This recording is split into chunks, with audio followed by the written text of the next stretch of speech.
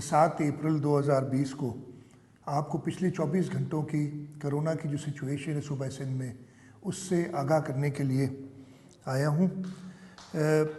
आज से 24 घंटे पहले तक जब मैंने पिछली ये ब्रीफिंग दी थी, उस वक्त तक 9,589 टेस्ट हम कर चुके थे।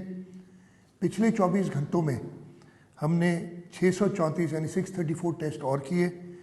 टोटल टेस्ट हमारे 10,223 हो गए।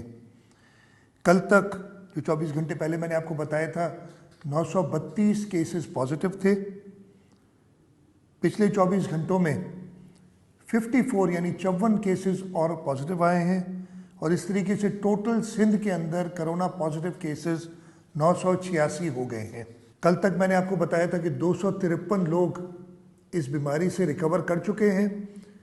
पिछले 24 घंटे में 16 और लोगों ने रिकवर किया और इस वक्त वो तादाद 269 है जो रिकवर कर चुके हैं।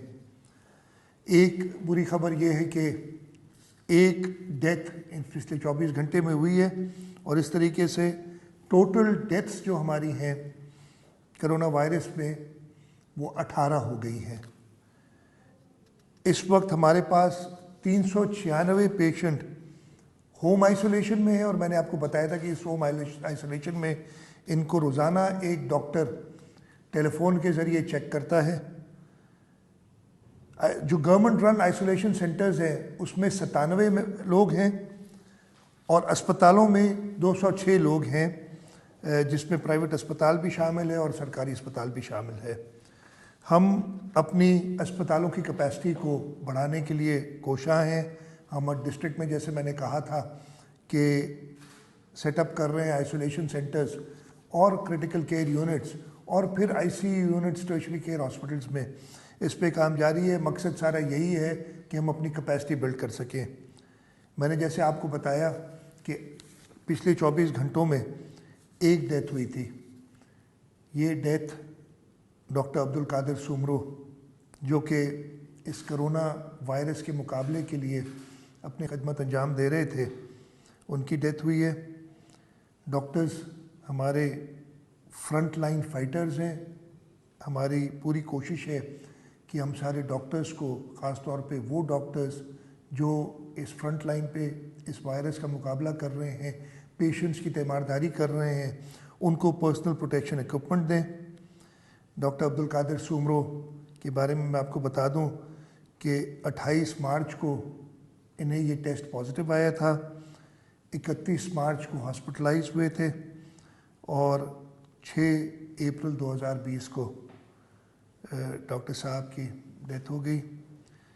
मैं डॉक्टर अब्दुल कादिर सुमरो और उनके साथ साथ जो भी हमारे फ्रंट लाइन डॉक्टर्स हैं जो इस वबा का मुकाबला कर रहे हैं, जो हमारे सिपाही हैं, मैं उन सब को सल्यूट करता हूँ।